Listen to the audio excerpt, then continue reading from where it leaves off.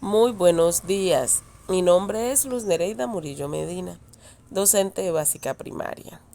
En este apartado, Evolución de la política en el marco de la educación inclusiva, les mostraré las diferentes leyes, conferencias, resoluciones y convenciones que se han venido desarrollando en la educación inclusiva a través del tiempo. Vamos a empezar por la Conferencia Mundial sobre Educación para Todos. Esta fue celebrada en Yaotham, Tailandia, en 1990. Fue un gran evento en el cual marcó un hito en la búsqueda de la universalización de la educación básica y la erradicación del analfabetismo. Este acuerdo es el marco de acción para satisfacer las necesidades básicas de aprendizaje con el fin de alcanzar los objetivos planteados. Esta conferencia se permitió establecer criterios en la educación a nivel mundial y más en el ámbito de inclusión que se estaba dejando de lado en el momento de un modelo de enseñanza para todos. En conclusión, esta conferencia permitió la entrada a la educación para todos, partiendo de la idea de la equidad en materia de la educación y suprimir las discriminaciones que se dan en la sociedad en aquel momento, teniendo en cuenta a las familias de escasos recursos, poblaciones rurales, minoritarias étnicas, raciales y lingüísticas, para establecer lineamientos requeridos partiendo de las necesidades que buscan. Por otro lado, nos encontramos en el año de 1991, un año de crecimiento político, económico y de educación, donde la primer carta sobre la mesa fue la Constitución Política, en la cual los derechos humanos que anteriormente no beneficiaban a una parte del país. Entre ellos se destacan la salud, la libertad, la educación, entre otros. Es allí donde nos encontramos en algunos artículos que resaltan la inclusión, como lo es el artículo 13 de la Constitución Política de Colombia, el cual nos plantea que todas las personas nacen libres e iguales ante la ley, recibirán la misma protección y trato de las autoridades y gozarán de los mismos derechos, libertades y oportunidades, sin ninguna discriminación por razones de sexo, raza, origen nacional o familiar, lengua, religión, opinión política o filosófica. Es desde aquí que se viene vinculando la inclusión. También nos encontramos en el artículo 47 de la Constitución que el Estado adelantará una política de prevención, rehabilitación e integración social para los disminuidos físicos, sensoriales, psíquicos, a quienes se presentan la atención especializada que requieran pertinente. De esta idea, el Estado tiene la responsabilidad de velar por un bienestar en esta población. En este artículo se ve reflejado en algunas leyes. Ley General de Educación, en su artículo 46, el cual plantea la integración con el servicio educativo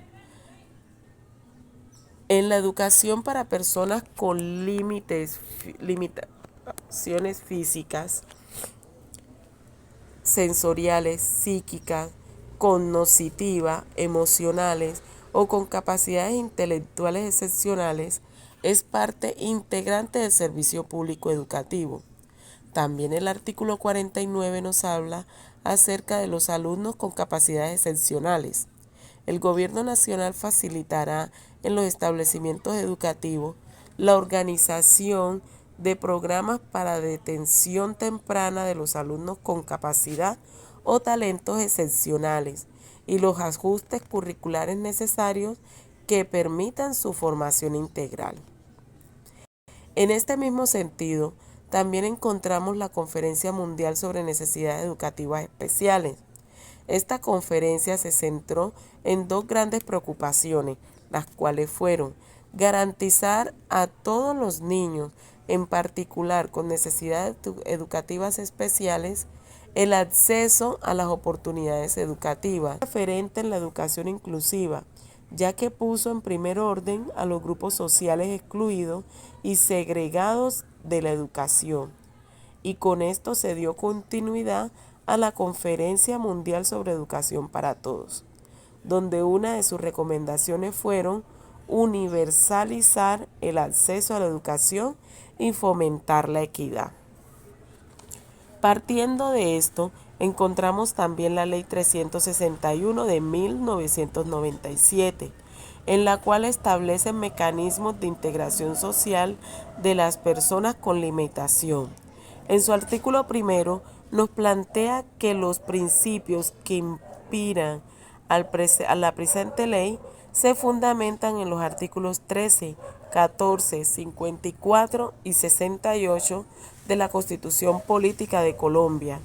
Reconocen en consideración a la dignidad que le es propia a las personas con limitación en sus derechos fundamentales, económicos, sociales y culturales para su completa realización personal y su total integración social, y a las personas con limitaciones severas y profundas la asistencia y protección necesaria para ellos.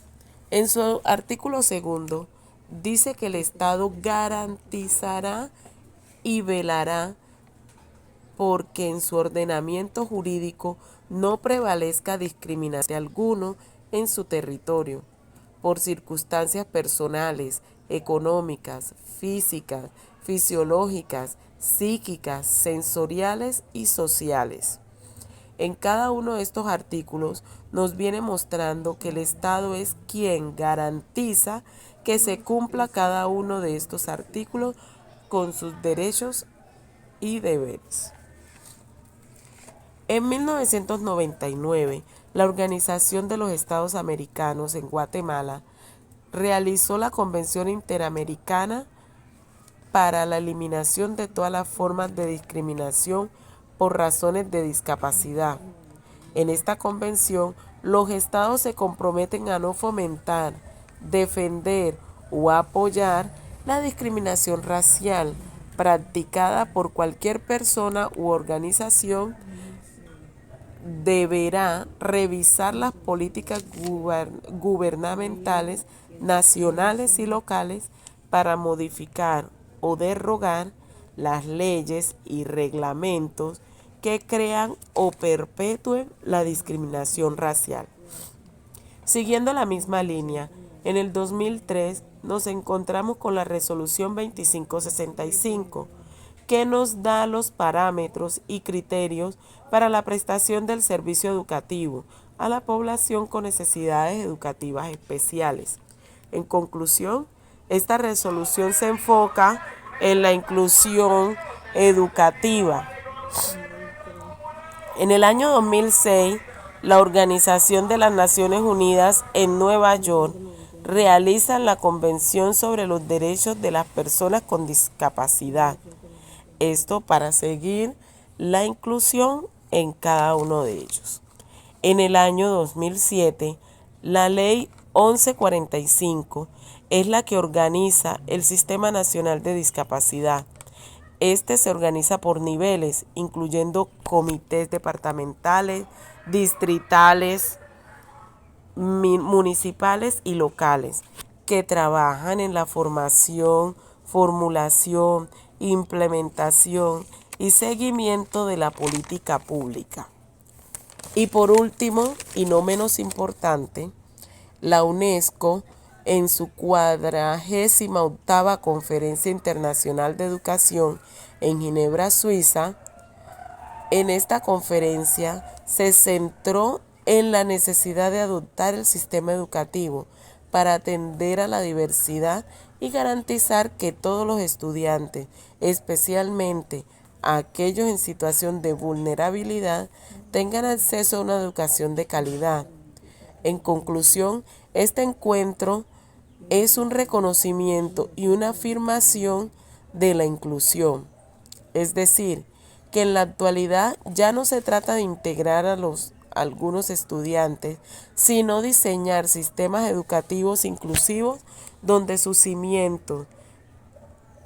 Esto implica entonces una revisión profunda de las políticas, currículos y la formación docente para eliminar las barreras del aprendizaje y la participación.